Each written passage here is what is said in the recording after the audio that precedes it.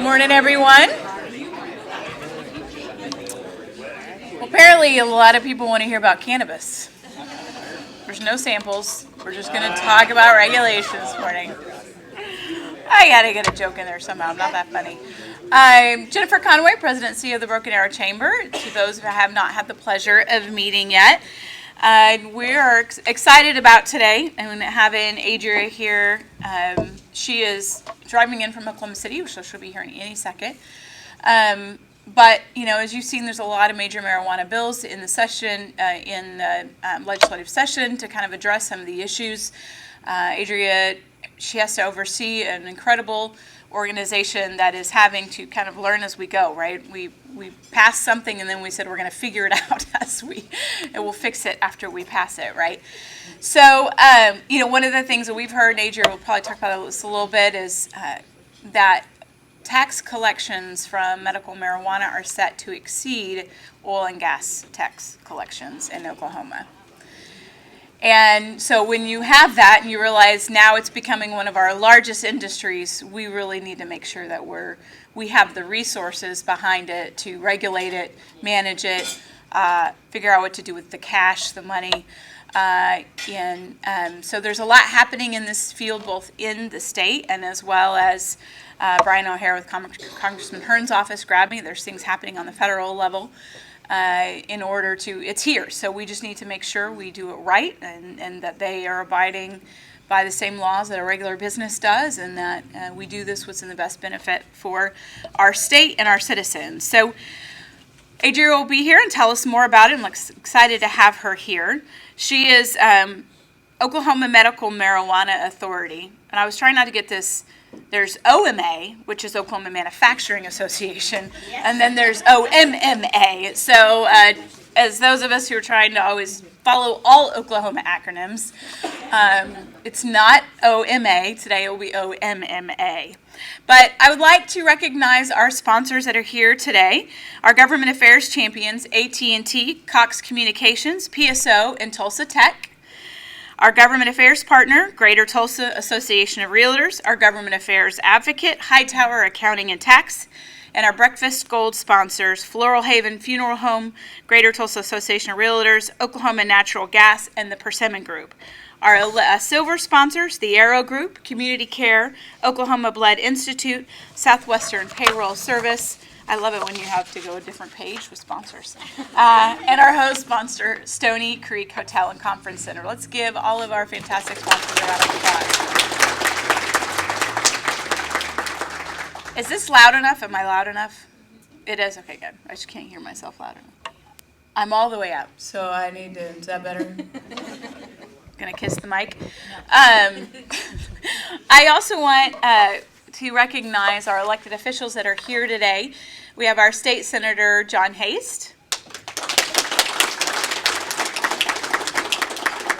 He's leaving, so I don't ask him to come up and speak.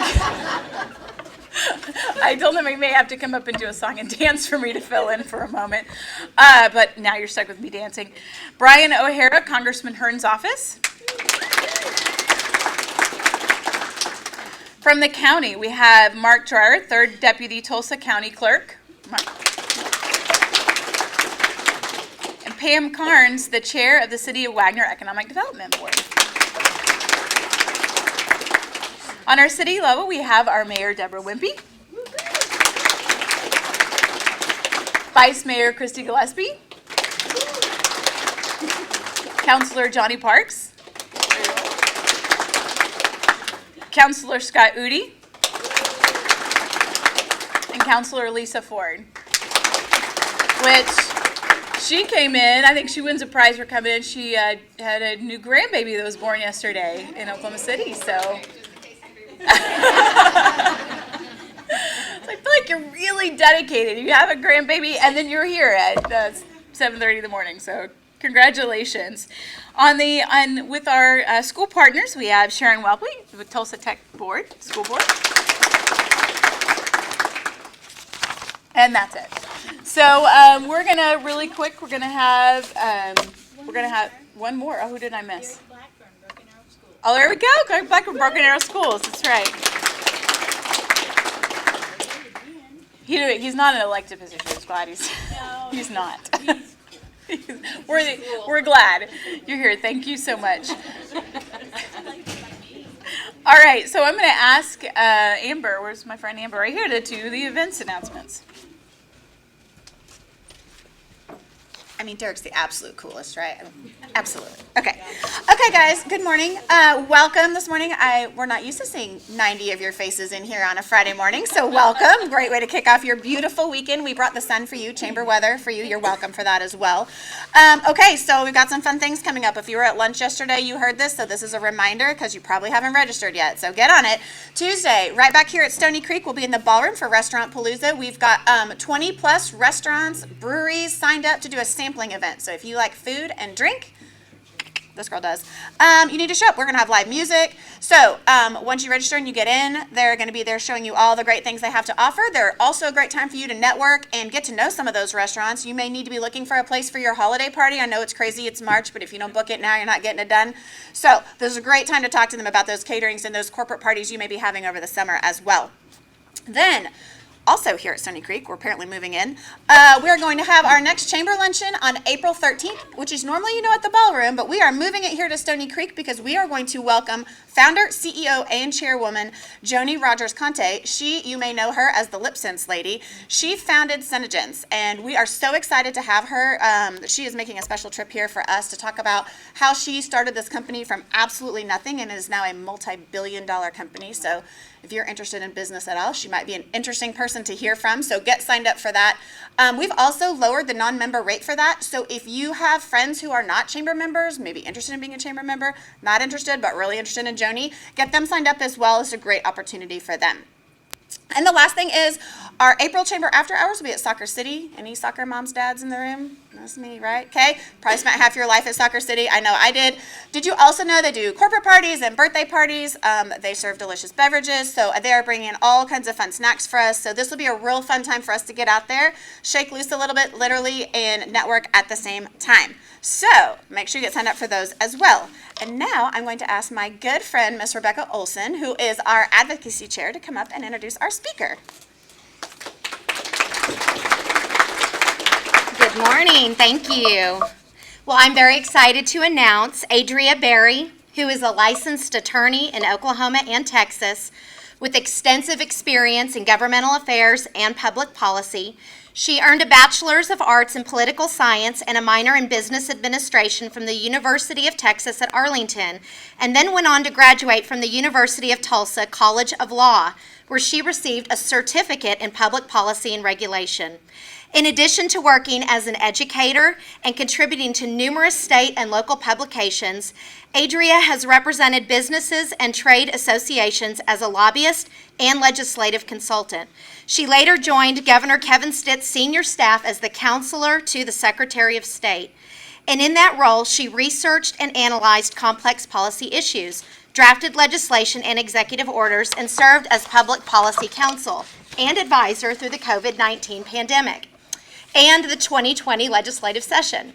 Prior to leading Oklahoma Medical Marijuana Authority, Adria was the Senior Vice President of Governmental Affairs and Public Policy at the Petroleum Alliance of Oklahoma. She was named Executive Director of the OMMA by Governor Stitt in August of 2021, and she strives to implement sound policy for all Oklahomas. Please, let's give her a warm welcome. Adria, welcome. Thank you so much. Thank you. And I want to apologize for being late. Man, this was quite a morning, but we've all been there. And if you don't look too closely, I also have coffee all down my shirt. So, it's just one of those. But I have 2 young children, and getting out of Oklahoma City, there was a little bit of a stumbling block. So it just, thank you for being patient.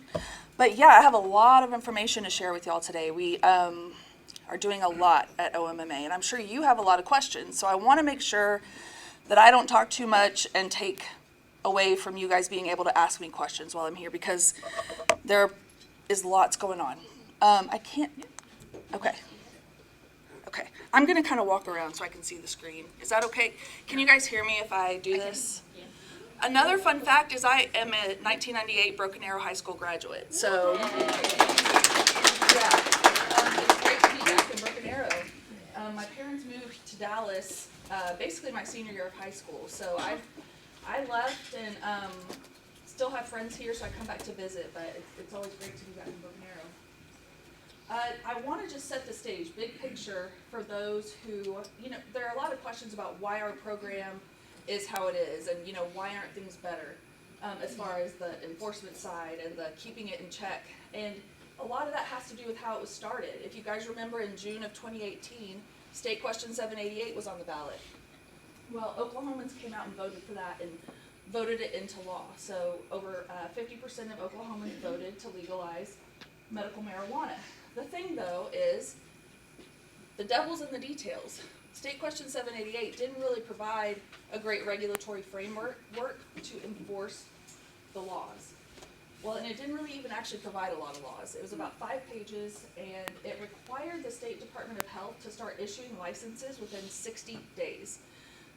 That's insane. What other industry is ever set up that quickly? I'll tell you, none. And other states do not do it this way. They give themselves a runway to set up their industry. So we have been, the OMMA has been, I picture it as that airplane that's in the air, but it doesn't have wings or a pilot.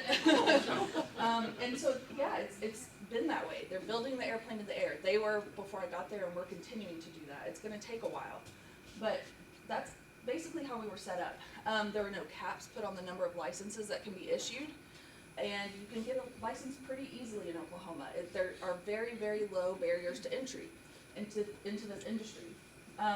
Same on getting a patient license.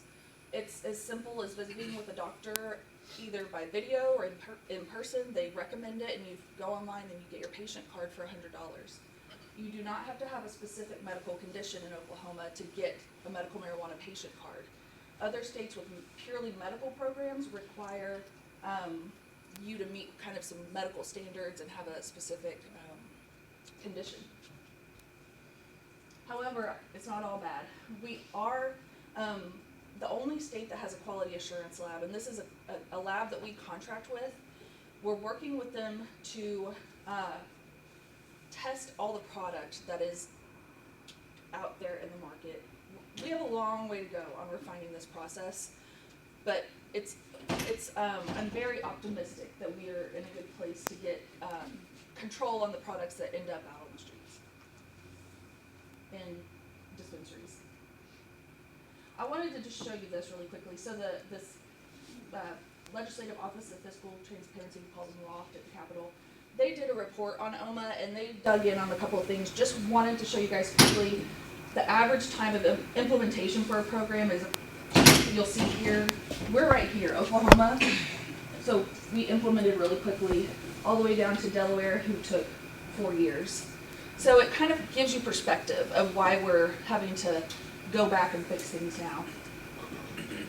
And this is the number of patients in Oklahoma. So as of December 21, 386,000. And we have about 4 million Oklahomans. So when you put that in perspective, that's close to 10% of our population, which puts us at the top. We're the medical state that has the most patients. Sorry, I can't see everybody, but. So you'll see California, their medical program only has 0.2% of the population with a license.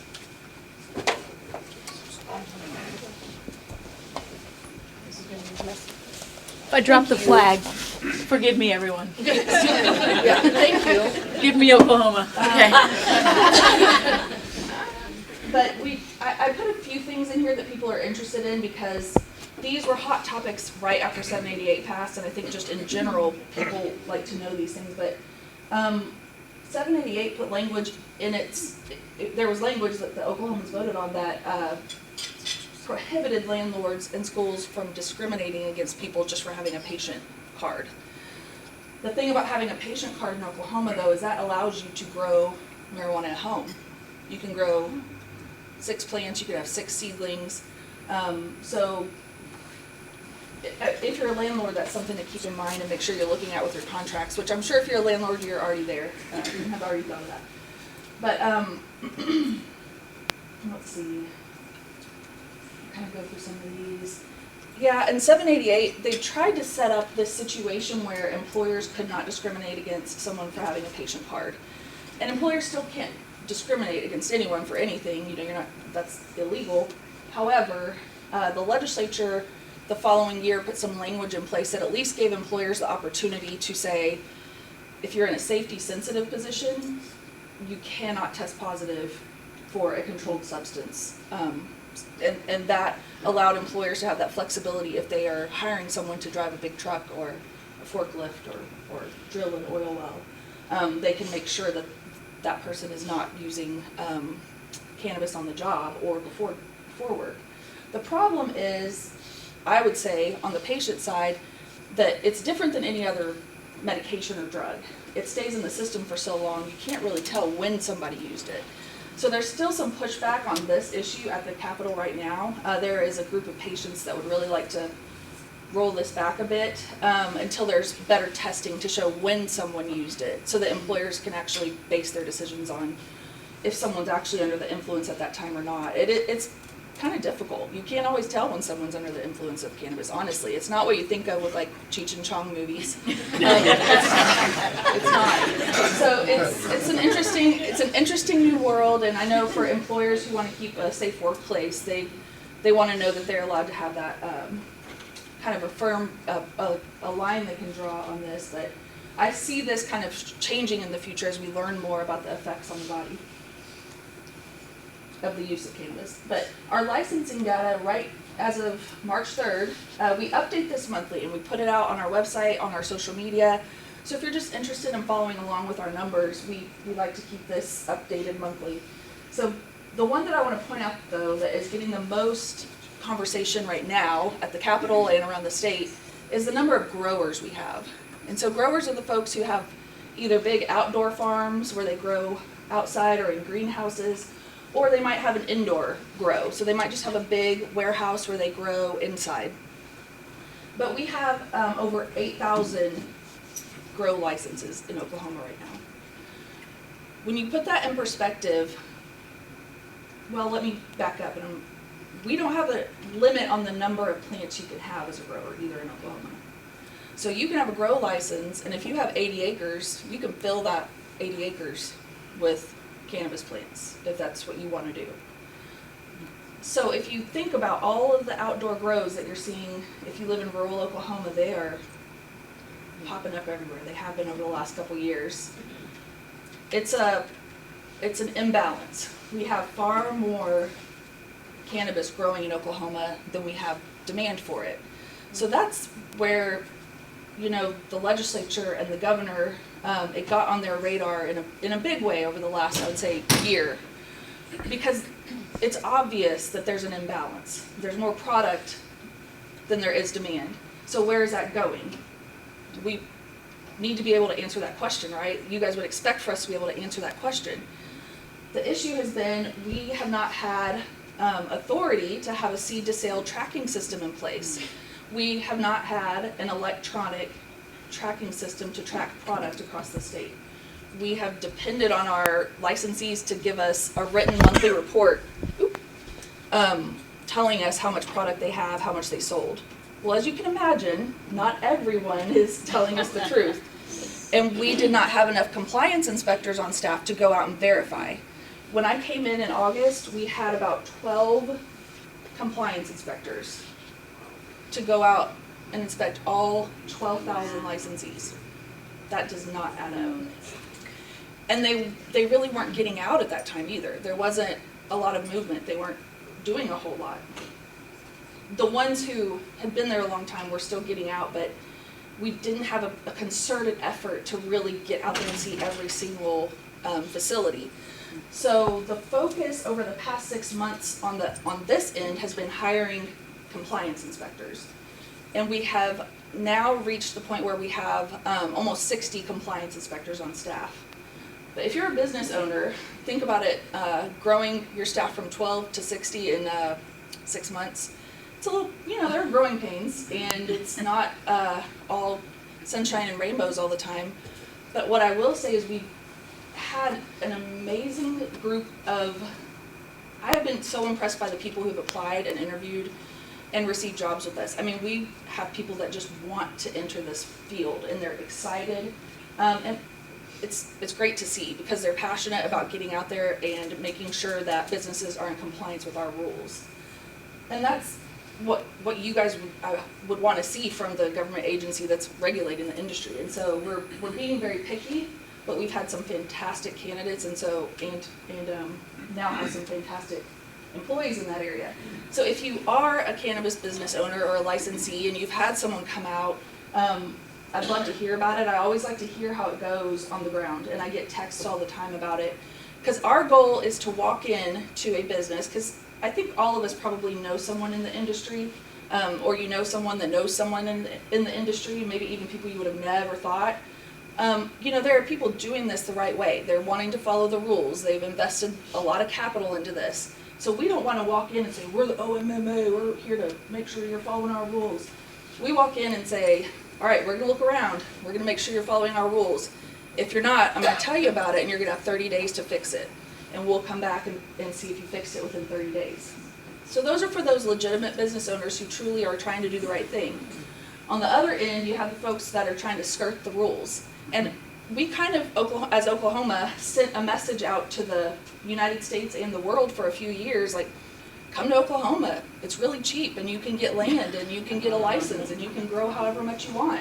And nobody's really going to check up on you. We sent that message, and that people came flooding in, and that's what we're seeing right now. So on the other end, we have those folks who came here as an opportunity to skirt the rules and just see what they could get away with.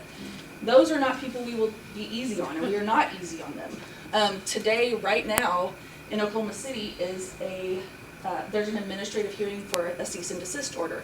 We are a regulatory authority, so we only have administrative power. We don't have criminal authority to prosecute someone. But what we can do is we can revoke licenses, we can do cease and desist orders. But this cease and desist, I'll tell you a little bit about it and why it's happening today. Our compliance inspectors went out to a grow house in Seminole County, Oklahoma, that was in an old abandoned school. And when they walked in, they said it was just disgusting, just deplorable. I mean, human waste, just the walls on the upstairs were being held up by chains. Terrible. So they took lots and lots of pictures, came back and immediately told our enforcement unit, got our lawyers involved, and we got a cease and desist order within, I would say, 12 hours and filed it. So that they had to stop doing business right that minute. That's what we can do as OMMA. Now the law enforcement side, OBNDD, the Bureau of Narcotics, they're the ones with that law enforcement authority that can go in and shut you down and arrest you or arrest somebody and take them to jail. We work very closely with them. If there's a reason to shut someone down immediately and take them to jail, we call OBN and just get them involved. Our enforcement unit is really small. We only have 7 law enforcement officers on staff, and that's since August. We've hired all of them since August. They're all retired. They all have 15 to 20 years experience as law enforcement, so they have calm heads, but they're ready to be out there across the state doing something about this. And unfortunately, because we were set up as a regulatory agency, we don't have a whole lot of authority on that law enforcement side. But that's something we're working with the legislature on. And the Senate just passed a bill this week that would give us a bit more of that law enforcement authority and allow our enforcement officers to seize product and have arrest authority as needed. So we're looking forward to having that expanded so we can help with the efforts on the law enforcement side across the state. I just went on a big tangent on this one slide, but there's so much to say. But also, I want to encourage you, if I say something and you have a question or want clarification, please just let me know. I would love to just talk to you guys, so I'm not standing up here just talking at you. Anything so far? One thing that pops up to my mind when you're talking about administrative versus law enforcement, are you, with the new Senate bill, getting closer to how the Oklahoma Department of Wildlife is set up? Or are you still less than even what the wardens have versus, administrative? We are looking at, we want to be similar to that. And I don't know if we're exactly like them, but we're looking at them and we're looking at the park rangers. We want to make sure that we do have the authority to enforce our laws, That's a good point. And we keep this on our website as well if you're interested in looking at your county. So I'm assuming you're all in Tulsa County here. And, well, I guess that's a bad assumption. You could be Wagner County, right? Okay, sorry. Been a while since I've lived in this part of the state. So you can always see how many grow, processor, and dispensary licenses are in your county, or any county across the state. And you'll see the dark green is the most populated, and then out here there's not quite as much, you know, in a lot of the rural areas out by the Panhandle in western Oklahoma. And just another way to kind of give perspective to our program versus other states is that we have an unlimited number of dispensaries allowed, and as of right now we have over 2,200 dispensaries in Oklahoma. And look at the numbers for the other states. Wow. I'm so proud. Yes. Now, the way, yeah, look at the states with the large populations like New York. They have 38 dispensaries in New York. So you can see the message we've been sending, like, come here, it's easy. Yeah, the Wild West, that's kind of why people call it that. The thing, though, that I always try to remember is 788, the intent, excuse me, of the people who wrote it was to create this free market, you know, that they're like freedom loving, like let everybody in and let's see who can make it. I know the people that wrote it, so we talk about this. They know they've made mistakes and they're trying to help fix it. Some of them. But the free market will work itself out. We know that. I mean, not everyone's going to survive. Right. But the reason a lot of people have survived is because there has not been enforcement of the laws, and people have been allowed to kind of sell out the back door, nobody's watching, or sell across state lines and nobody's watching. But that's changing. I mean, we're watching now. OBN's watching now. We're all working together now to actually keep an eye on these things, and we're getting that message out, making sure they know that we're watching. We want to get a handle on this, and we want to make sure that it's not a free-for-all. The other part of the low barrier to entry in Oklahoma is the cost for a license. It's only $2,500 for a commercial license in Oklahoma, and you'll look at different states. They have an application fee and a license fee. We just have that one low license fee. License fee. So you look at Missouri, $25,000. West Virginia, $55,000 total. Ours is $2,500. And this is something the governor talked about in his State of the State address. He'd like for us to be more on par with surrounding states, so that people aren't coming here just because it's cheap. We also put our tax revenue data on our website, but I like to point this out because this is a new industry. It's here, it's legal, and it is providing tax dollars to the state, but also to municipalities and counties across the state. So when we think of it that way, and we think of it being well regulated, in the future, it can definitely be seen as a job provider, a contributor to our GDP and all of in Oklahoma. It could be a positive thing if we get a handle on it. Once we get a handle, not if, once we get a handle on it, and we're getting there. Those are our types of licenses. And this is where the excise tax that we receive, I don't know where it goes. 34% of it goes directly to us for our operating, so that's for salaries, building expenses, contracts, all of those things that you can think of that it takes to run a day-to-day operation. And then 60% goes to the school building equalization fund, and just over 6% to the State Department of Health for mental health and substance abuse programs, and they disperse that money out. We recently dispersed it to the Department of Mental Health, and we're working with them on programming to address a lot of the issues that are brought up in communities that we hear. So for example, just helping educate on the dangers of it, for young people, make sure they understand it's not just this fun party thing. If you're party drug, if you're going into a dispensary, you need to make sure that you know what you're purchasing. You need to know potency, you need to know what you're looking at if you're choosing to use it. But we also want to make sure that people know that it can be addictive, even though there's a lot of talk out there that it's not. And Department of Mental Health is the perfect place to do that research and get that word out. And then here's our overall budget. 42 million is what we set it for 21-22, and that has allowed us to get the staff that we need on to be out enforcing our rules and laws. In August, we had, when I started day one, we had I think 101 employees, and today we have about 194. So we've grown very quickly, and growing government is not ideal, and I don't love the idea of it either, except for this is truly for public health and safety. I mean, that's the people we're hiring and the growth we're creating in government is to regulate an industry that is here that needs to be regulated. The term other is rather innocuous. What is other? That's a big chunk of other. Man, personnel, travel and training, contracts. I'm like, let me remember. Equipment, supplies, other. Is that overhead? Is that supply? It looks like other is 21%. I'll find you the correct answer, but I'm guessing it's, Is it overhead? yeah, I think it's our expenses, overhead, but I'll get that for you. I'll tell you what, I have this amazing team that put this together for me, and, I'll ask them. I did this whole video on our budget and broke it down, but it's been a couple months ago, and I can't find it in my brain right now.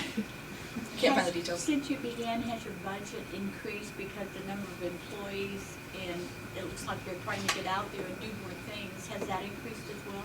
I think we're gonna hold steady at this, and we didn't increase it when I came in. We were past the point of being able to for the year, but when I came in, they had set it at 42 million, and it's working for us. Yeah.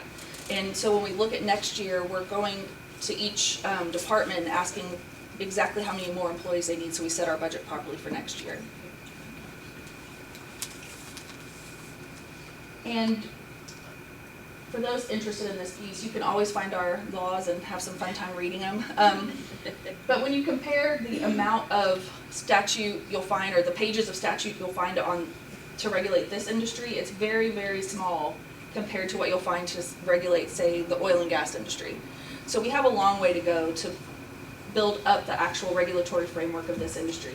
Now, that's not to say we want to over-regulate, because I come at it from a perspective of this is still an industry. We do not want to over-regulate. We want to make sure if people are in the industry legally and they're job providers, taxpayers, let's not make it harder for them to do business in Oklahoma. Let's make sure they're doing what they're supposed to do.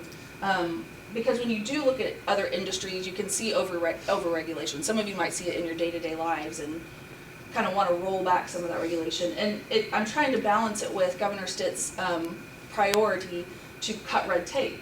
Well, you know, we've got to balance that. There's some place in the middle, a sweet spot, but we're working on it. We still need more regulation though. I'm not going to go through this, but it's for anyone interested in the rulemaking process. Back on those licenses, you had said there was like 2,282 in Oklahoma, but on another slide you said that there was unlimited amount of licenses that you can achieve. Do you know of what percent of owners that have those licenses are single owners that just file a different license, just in case they get caught on one thing that they just use another license instead? I'll tell you, I don't know the percent off the top of my head, but that you're absolutely right that happens. We definitely have people with multiple licenses. And that's where us going out and checking on licensees is going to help. We can cut down on that. But also getting our seed to sale tracking system up is going to really shine a light on that. And I'll talk about that in a second. I'll get there quickly because I know I was late and I'm taking a lot of time. But we do have a website that specifically lists out all bills that are in the legislature right now that affect medical marijuana. And so we keep it updated by each deadline. So yesterday was a big deadline at the legislature, so a lot of bills fell off if they weren't heard yesterday on the floor. And there were quite a few good marijuana bills heard in both the Senate and the House. We're working with them on a lot of legislative language this session. We do require lab testing The problem has been also the seed to sale tracking system. Almost every problem I'm going to bring up comes back to that. Right now, last October we had a big outdoor harvest. Every October there's a big outdoor harvest for anyone who's growing outdoors. They have one a year. The issue is, in November I went to visit a couple of our licensed labs and asked about the increase they saw from October, and they saw no increase. So there was product that either had been sold across state lines, or a dispensary bought it without it being tested, or a grower falsified lab results, and we're finding that happening, and we're investigating and taking action on that as well. But my message on this that I want to make sure is heard by anyone who has a friend or a family member or is a patient themselves. If you have a patient license, just because it's a licensed dispensary does not mean you should just trust the product. Until we get a handle on this and we can track every product from seed to harvest to testing to dispensary to sale, I cannot guarantee that what you're purchasing in a dispensary is any safer than what you buy on the streets. So you want to make sure you know your dispensary and you know where they're buying from, and you want to make sure that they are legitimate and trustworthy business people. So this is what a lab, a certificate of analysis looks like. If you go to a dispensary, you can ask for this on any product you're interested in purchasing and examine exactly what the testing shows. So the potency, pesticides, heavy metals, the level of the different THC and CBD, CBN, all of those. And this is for true medical patients who utilize cannabis for specific ailments and maybe microdose. These are the things that are really important. They need to know exactly what they're getting, because it could be very detrimental to their health if you ingest something unintentionally that you weren't planning to ingest. And it's funny we're talking about it, because, you know, I just said I grew up in Broken Arrow, and I'm not going to tell any stories about the 90s, but, and don't ask anybody about me in the 90s, because it's a different world.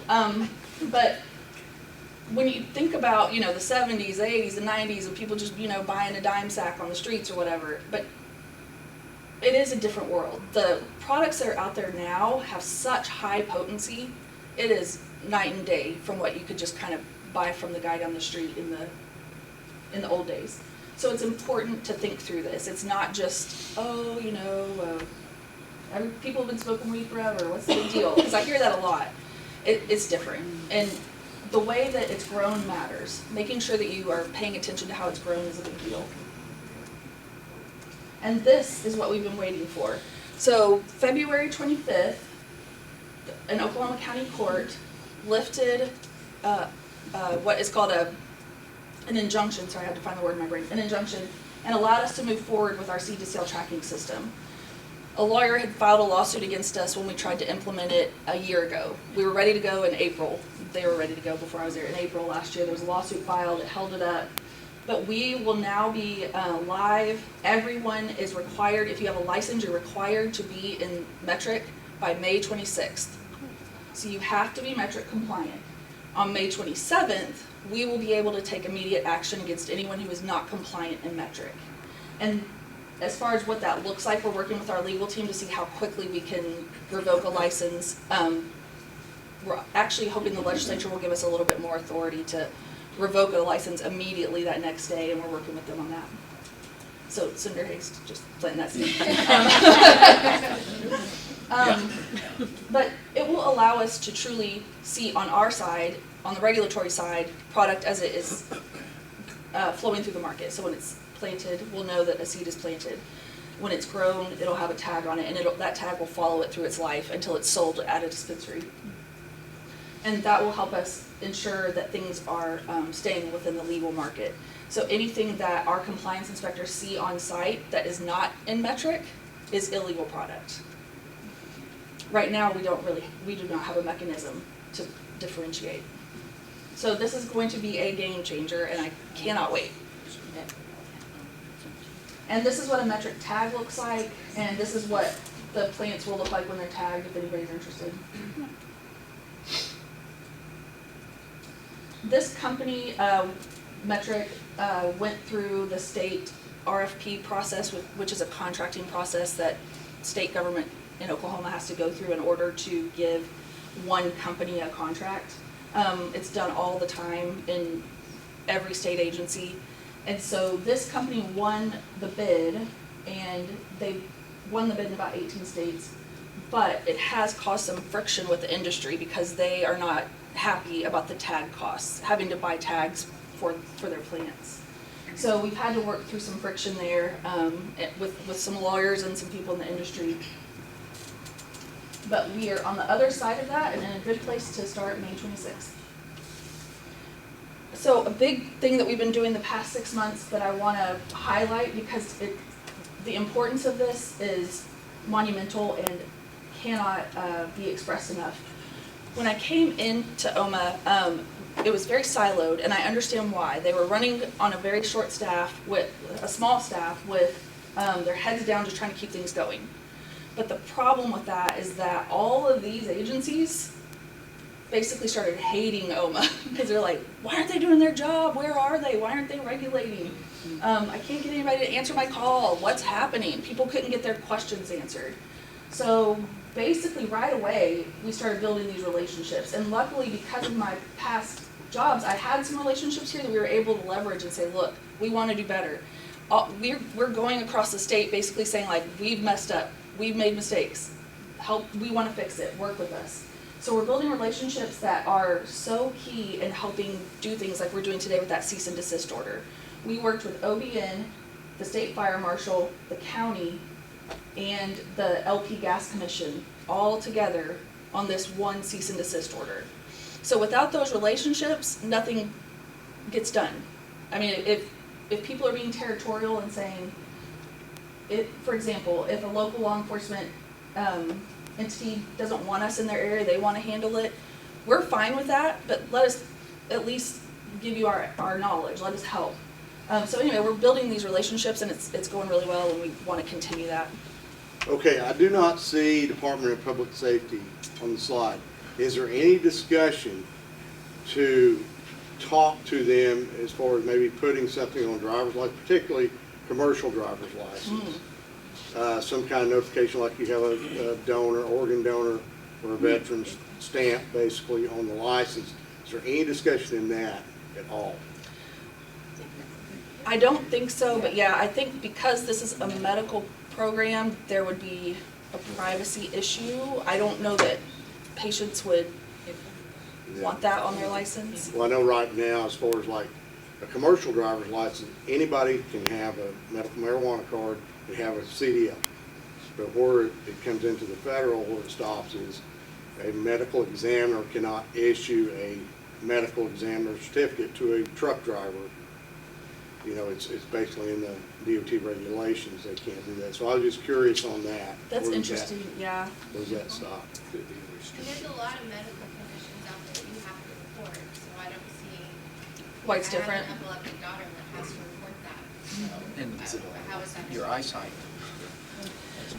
I agree with you guys. I think that there will need to be a larger discussion on how to make that happen, but I think that's a good idea. I hadn't really heard that being discussed. We do have a relationship with DPS, but it's been more on the trooper side of things and building those relationships across the state so they know who to call if they pull When I somebody talk over. to DPS, they say, well, we have no way, we don't have any way to work with home on that, you know. So Okay. I was curious on that, if there was any discussion. Yeah, well, I'll take that back because I think it's something that can be discussed. And you have a great point, and that's this industry and the patient community have been treated with extra protections since day one. The industry has been able to barely be regulated. They've gotten used to that and they like that. And then the patient community, because of language in the state question, their files with us are completely sealed. More than any other patient, like your daughter, another doctor could call and get her records. Ours are completely sealed without a court order until we get that changed in statute. Right. It's interesting how much this entire industry has received extra layers of protection. And there are a lot of loud voices from the patient side and from the industry side who go to the Capitol and scream about, not disclosing their information because they feel like they'll be discriminated against. But I do think that there's a balance there of treating it just like any other medical condition and any other medication. Do you think that comes from it being federally criminalized as well? Yeah. Because you can go through another state you can go through Oklahoma with your license and be perfectly fine, but the minute you hit another state in which they don't have medical marijuana approved, if you have it on you, you're basically going to jail that day. So, I mean, I think in the retrospect of people that don't want their information to be out there, it's because of that they don't. I definitely think that's one thing to always remember. Everything we're talking about here is an illegal product. We kind of lose track of that. So this next week, 3617, and the House is being voted on. We expect it to pass the House of Representatives. Okay. Remind me which one that is. I have a. That's one that decriminalizes and reschedules marijuana. Oh. Right now, it only has Democrat support. I don't know where the Congress. I tried to get a hold of him this morning to find out, but it would decriminalize, and it does put some restrictions on. I don't know how it would affect you at that point. Obviously, the Senate's going to be a harder sell. Yeah. But when I was asked the legislative staff, it is going to pass the House next week. So it decriminalizes? Decriminalizes and reschedules. Because if it were rescheduled only, that would probably actually be pretty helpful. And I'll tell you why I say that. It would help us if we had federal support on the regulatory side. It would also help, hear me out on this, you guys might not like what I'm about to say, but Oklahoma is, because of our location and because of the people that we already have here who are legitimate business owners who have invested capital, we're in a place to be a good hub if we're allowed to sell across state lines. This could be a good industry in Oklahoma if it's regulated properly. But right now, since it's federally illegal, it can't go across state lines. Product has to stay in Oklahoma. But the other side is we all regulate it differently, every single state. We're patchwork. So if we had some type of federal standard, that would be helpful. But the decriminalization piece is worrisome. You may want to get a hold of the congressional delegation, so if anything, they can at least put an amendment, or at least try to get an amendment for you. Okay, thank you. I did talk to some. I've talked to a few of them, but I didn't realize that it was going through already. Yeah. Working on it. So we have a lot of great things going on, and I don't want to belabor any points, but we're working on transparency, number one. I want to make sure that any of you who have questions about what we're doing can find that information easily. So it's on our website, it's on our social media, we send emails out, and we have a YouTube. I've been doing these videos with updates, and I don't really like doing videos, but they make me do them, and so they're out there.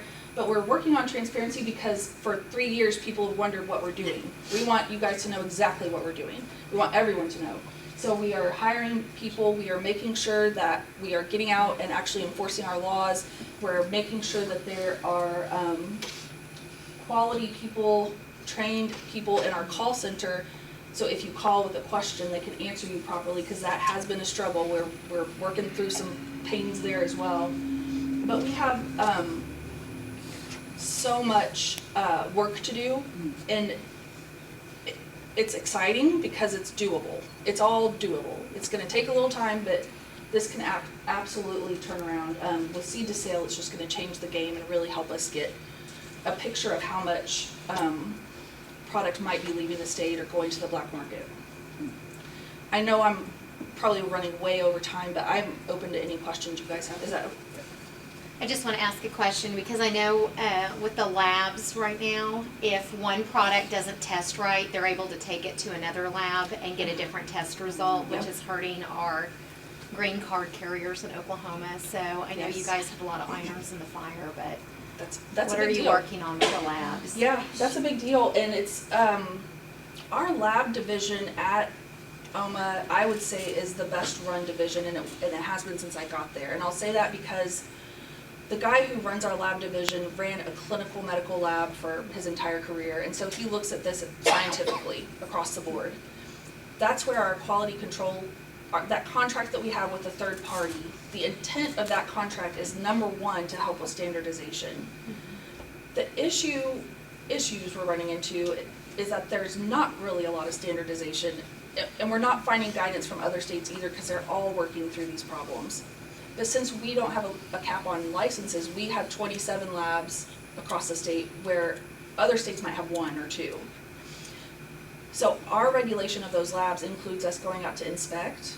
We look at all of their paperwork. We investigate any anomalies.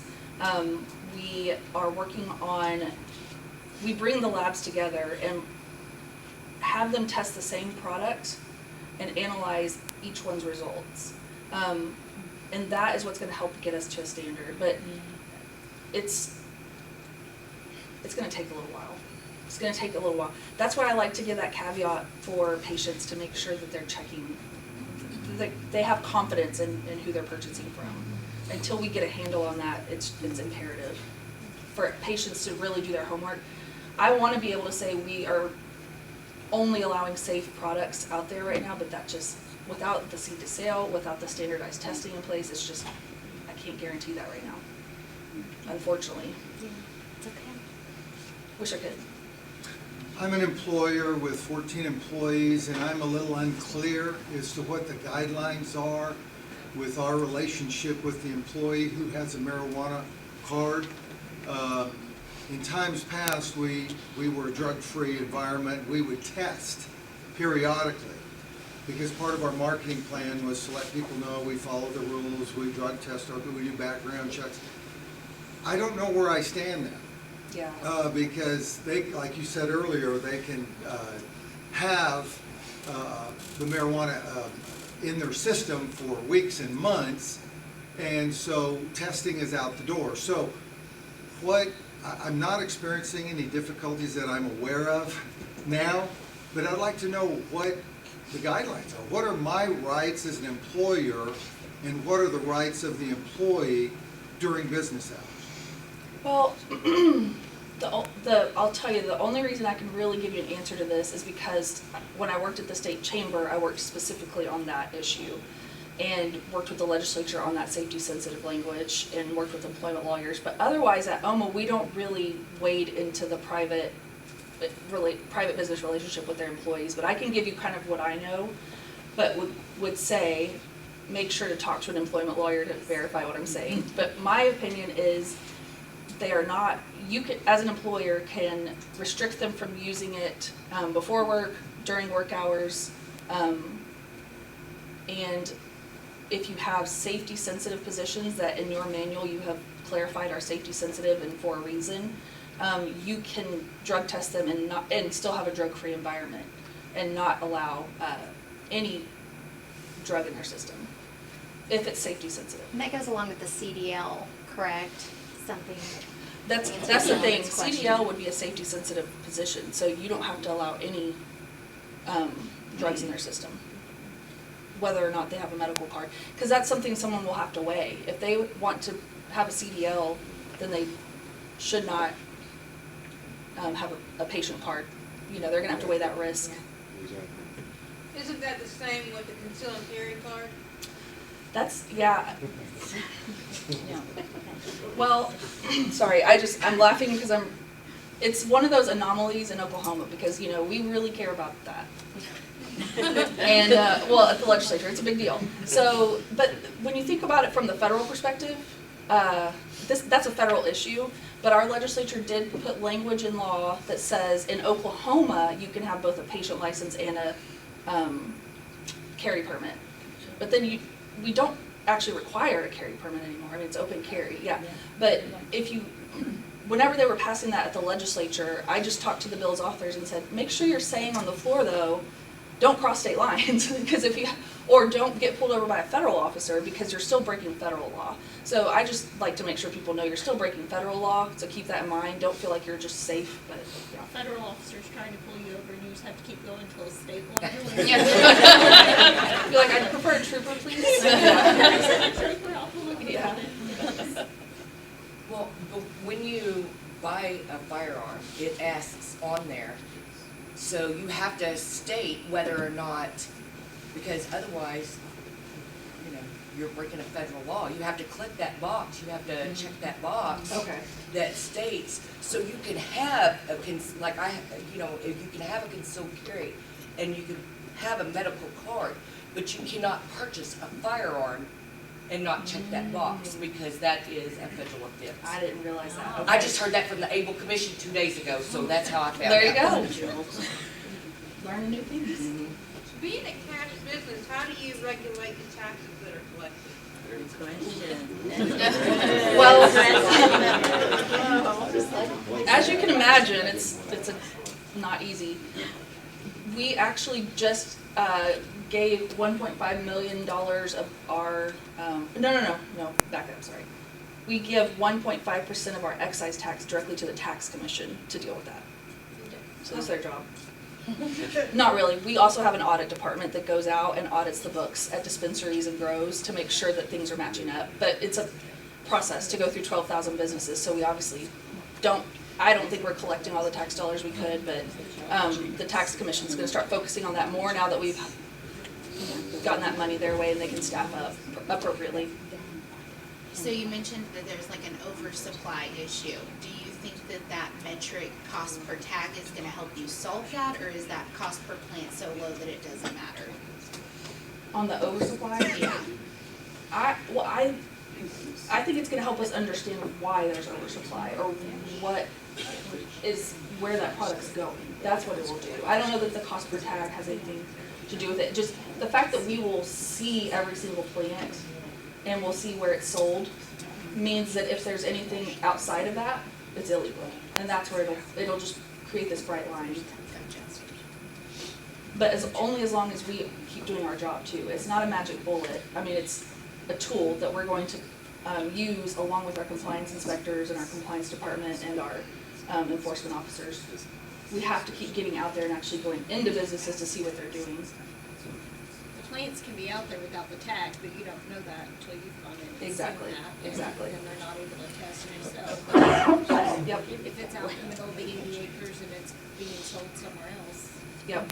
So what's great about Metric is that with the tags, for that example, our compliance inspectors will have this handheld scanner that will scan the entirety of the location and will clue the inspector into anything that's not tagged right away. Yeah. I bet there'll be a lot of fake tags that aren't tied in. I bet there'll be a lot of, yeah. Fake tags. Next time I come, I'll tell you all the things I've learned about the loopholes that have been discovered. You might not know this answer, but we're talking about illegal products. Have we seen, like, surrounding states have an increase in illegal products because of our overgrowth, or is that something that we're even maybe looking at? I only know really anecdotally. I can't give you actual facts or data, but I will say anecdotally that North Texas is not happy with us right now. I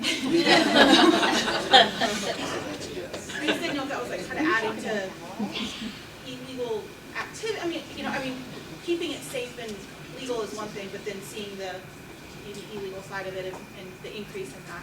Yeah, and I do think it's happening, and that's where the discussion of Oklahoma becoming a hub, if the federal government allows, we could sell legally to those Texans and take over their market. Well, I think also, I've been told through some different briefings that on the East Coast now, we're one of the larger suppliers of illegal marijuana on the East Coast. We've now surpassed Colorado in supplying a lot of that out on the East Coast. Yeah, the Bureau of Narcotics would have more data on that, yeah. So, you're right, the Bureau of Narcotics has more intel. So how soon do you guys anticipate having like a field test. So for example, if a police officer feels somebody's, under the influence, or a business owner, when do you anticipate hopefully finding a test that will be Well, determined? that doesn't really fall within OMMA, but just the conversations I know of, that it is happening. There are those programs in other states. They're very young and new. But my understanding is that some law enforcement entities in Oklahoma are trying to find what works best. Because it's a scientific process of figuring out they've got to find this new way to test and really figure out when somebody used it versus what they have now, which is like, could have been 4 weeks ago. But I think the science is evolving, but I don't know time-wise. I had two questions. My initial question was, we thought about capping, but that's kind of out of the bag now, because The horse is so far. They can stop it now. I'm just wondering in my mind how that works. Somebody that applied, well, we have too many. If somebody dies, you get their spot. Well, that brings up a good point. So as we analyze what would actually help get the handle on the industry besides the things I've discussed, one thing would be pre-licensure inspection, and the legislature is working with us on that, and it passed through the Senate yesterday, and I think the House. There are two different versions, but it will allow us and every agency that regulates any piece of the marijuana industry to do an inspection before there's product allowed on site. That might sound so simple, and it's like, that should have been happening all along, but we actually haven't had that authority. We grant the license and just say, okay, best of luck to you. But we want to be able to slow that process down and make sure that they're actually following all of the required laws and rules. And to me, that's gonna help slow down the number of licenses. And are there talks to raise the 25, I mean, if our neighboring state is 25,000, ours is 2,500, surely we're.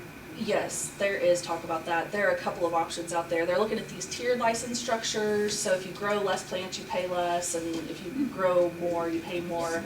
But I don't know that there's an agreement yet at the legislature on what they want to raise it to, but that is a big discussion this year. And this may already be the case, but is there an annual renewal requirement where you have the opportunity? And additionally, is there any thought with working with municipalities to allow their local ordinances and licensures to be able to work with renewing? I know that's see, because there's been a lack of communication with OMMA and municipalities, and so we're trying to regulate at a local level just to make sure we don't have 30 dispensaries on the same block. Absolutely. And which in some cities I guess they do. And so is there any thought on that? Because it's becoming a huge cluster when you're at the municipal level trying to do our jobs. Right, and I agree with you. And the thing about OMA versus municipalities versus counties is that we all are constrained by the statutes that we're constrained by. So for our end, we license that, we give that statewide license, and you guys have to provide the certificate of compliance in order for them to receive our license. So that didn't come into law though until 1 or 2 years after it passed. So that was a way to give municipalities and counties the opportunity to say, no, this doesn't fit within our zoning, and provide that to us. And then they couldn't get their license. But there still has to be communication between the two entities, and until recently that's been pretty lacking. I believe it. I believe it. So Adria, are you and your team having communication with OML? Yes. Oh, yeah, for sure. Mostly the people at the Capitol. I'm trying to think. We have one staff member that I believe he's been in pretty consistent contact with OML, just trying to problem solve on things, but it's just been over the past couple of months. But I hear your pain, and I hear it from counties too, because they don't want to set ordinances. A lot of counties, they don't want to do zoning. That's not their jam. So they're looking at us to help solve it. We've all got to sit down though, because I think that until our side is tightened up a bit more in the statute and we're allowed to have more discretion on giving licenses, we just kind of do what we're statutorily required to do, which is you provide us a COC, or the licensee provides us the certificate of compliance from the city or county, and then we grant the license. but we do need to absolutely make sure we're talking more. You know, OML is really working on a whole lot of good legislation at the Capitol, and we worked with them early on that. So I know they're bringing the issues to us, and we're working on it. But I hear you. We can do better. I have one last question. So I know when they passed, we had a lot of out-of-state investors that bought into like 33%, which I believe is the out-of-state requirement when you are forming an entity that's going to be for medical marijuana, whether it grow or dispensary. There's a percentage of ownership that is allowed for out-of-state investors. And we had a lot of out-of-state investors flooding the market. So we've talked a lot about the out-of-state, like the cannabis going out-of-state, but we have a lot coming in-state as well. That's affecting our dispensary. So even though we have over 8,000 growers, we also have a ton of out-of-state illegally brought in cannabis that's affecting our supply and demand and hurting our sales tax revenue as well. I've heard that, and I've heard it from OBN, because otherwise, without tracking, we haven't had a way to know that. Metric is supposed to fix it, correct? Well, Metric plus all the other things we're doing. Okay. Metric will absolutely be a key part of fixing it, though. But it's so interesting when I hear that products coming in from out of state. Yeah. Like we need more. I don't understand. Yeah. I have no idea. But I know the state of the industry is tough right now. People are operating on a razor thin margin, and I hear that all the time when I talk to industry. And it's because it's so flooded, prices have dipped. So it's unfortunate.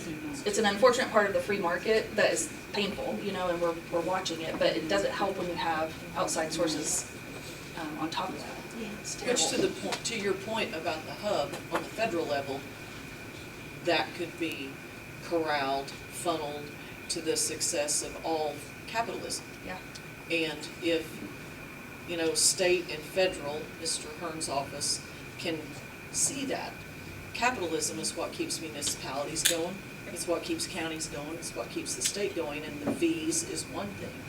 But free market capitalism, if we can rein in the channels and the hubs on a federal level, Oklahoma can turn around all of their woes, in a very short period of time. Yeah, we don't want to lose revenue. Yeah. Right, and that's the point on the revenue side. If you had smart federal regulation, and I know that for most part, Oklahoma is less government control is better, but it's smart government control on the federal level can create revenues that can solve a lot of agency woes, infrastructure, roads. Yeah. Speaking my language, I agree. Amen.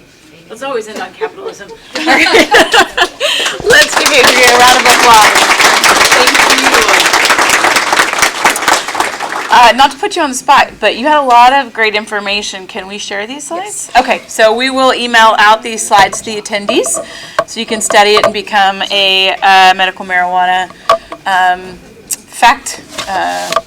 brilliant. Anyway, sorry, I've not had medical marijuana today, I promise. But I always look for good facts to share at cocktail parties, so you sound really smart and you can walk away. So this will give you some good stuff to talk about this weekend. All right, I want to recognize our sponsors before we close out. Our government affairs champion, AT&T, Cox Communications, PSO, and Tulsa Tech.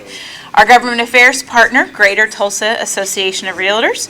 Our government affairs advocate, Hightower Business Solutions, who apparently if you need cannabis accounting, we've got somebody here. Legislative Breakfast Gold, Floral Haven Funeral Home, Greater Tulsa Association of Realtors. Oklahoma Natural Gas, the Persimmon Group. Breakfast Silver sponsor, the Arrow Group. Community Care. Oklahoma Blood Institute, which will be doing a blood drive. Where's my LBA people? When is that? March 5th, May 5th and 6th. May 5th and 6th. Support your nonprofits and give blood. Our LBA class is going to be hosting that. So more information to come, but great time to get your employees out and then also support our local nonprofits. And Southwest Payroll Service and Stony Creek Hotel and Conference Center. Thank you so much for joining us today. Y'all have a blessed weekend.